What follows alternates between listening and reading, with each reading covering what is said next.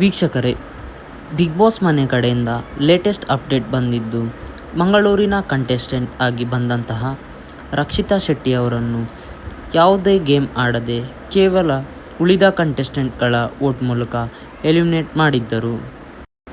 ಆದರೆ ಇದೀಗ big boss ಕಡೆಯಿಂದ ಲೇಟೆಸ್ಟ್ ಅಪ್ಡೇಟ್ ಒಂದು ಬಂದಿದ್ದು, ಇವತ್ತು ರಕ್ಷಿತಾ ಅವರು ಬಿಗ್ ಬಾಸ್ಗೆ ವಾಪಸ್ ಆಗಲಿದ್ದಾರೆ ಎಂಬ ಸುದ್ದಿ ಕೇಳಿಬರುತ್ತಿದೆ.